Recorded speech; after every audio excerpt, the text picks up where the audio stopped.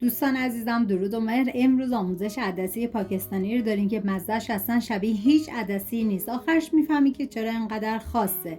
یک عدد پیاز بزرگ رو به صورت نگینی ریز خورد میکنم. این غذا برای 3 نفر در نظر گرفته شده. شما بر اساس تعداد نفرات باید مواد رو کم یا زیاد کنید. داخل قابلمه مقداری روغن کنجد میریزم. بعد از داغ شدن پیاز ریز شده رو میریزم داخل قابلمه. هم میزنم، زمان میدم تا پیاز کمی سرخ بشه.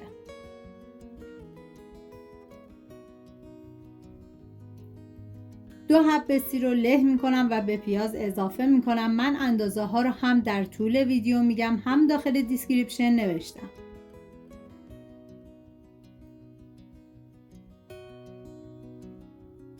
هم میزنم و میذارم تا سیر یه تفت مختصری بخوره. ما برای این عدسی خوشمزه نیاز به زنجبیل تازه داریم که من از 40 گرم استفاده کردم و با دنده ریز رنده میکنم. سعی کنید که حتما از زنجبیل تازه استفاده بکنید چون عطر و طعم این غذا رو فوق العاده خوشمزه تر میکنه. بعد از رنده شدن به پیاز اضافه میکنم. هم میزنم و میذارم یه تفت مختصری بخوره. واقعا من هرچه از عطر و طعم این عدسی بگم کمه، باید خودتون دست به کار بشین و درست کنید. نوبت اضافه کردن ادویه هست، شامل ادویه کاری، پاپریکا، نمک و زردچوبه. هم میزنم و میذارم ادویه ها تف بخورن، عطر ادویه ها آزاد بشه. 5 عدد گوجه فرنگی رو با دنده درشت رنده میکنم. شما به هر وسیله‌ای که دارین و راحتید باید گوجه فرنگی رو پوره کنید.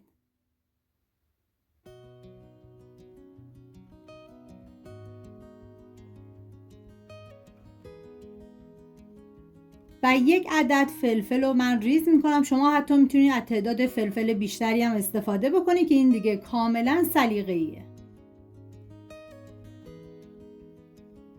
پوره گوجه فرنگی رو میریزم داخل قابلمه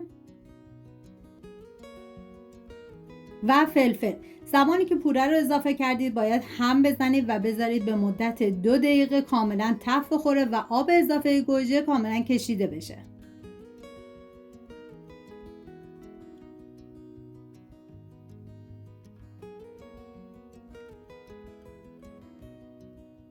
نوبت اضافه کردن عدس هستش که من چند ساعت قبل خیس کردم و از 200 گرم استفاده کردم که 2 پیمانه پلوپزی میشه.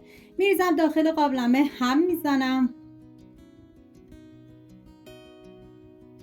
و حالا 2 لیوان آب بهش اضافه میکنم. زمان میدم تا عدس بپزه. چیزی که این عدسی رو واقعا متفاوت میکنه ترکیب زنجبیل تازه با زیره است. یه عطر گرم و تند ملایم که هم اشتها رو باز میکنه هم مزه عدسی رو از یک غذای ساده تبدیل میکنه به یه تجربه خاص.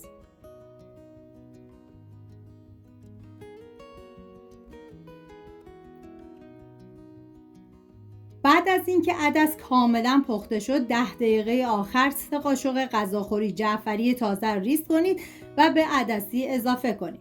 من میریزم داخل قابلمه، هم میزنم و 10 دقیقه دیگه بهش زمان میدم.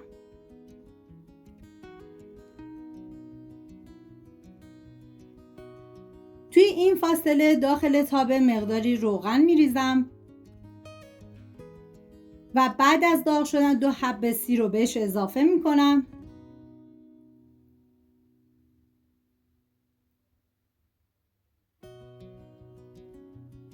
و مقداری پاپریکا و زیره را باید به این سیر اضافه بکنید و هم بزنید. بعد از اینکه یه تفت مختصر خورد دیگه حرارت رو خاموش کنید.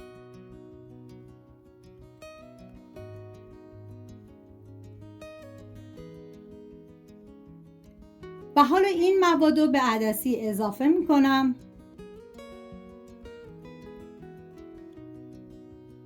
و بعد از اینکه اضافه کردید یه هم بزنید و دیگه حرارت رو خاموش کنید. واقعا یه ترکیب عالی و فوق العاده خوشمزه.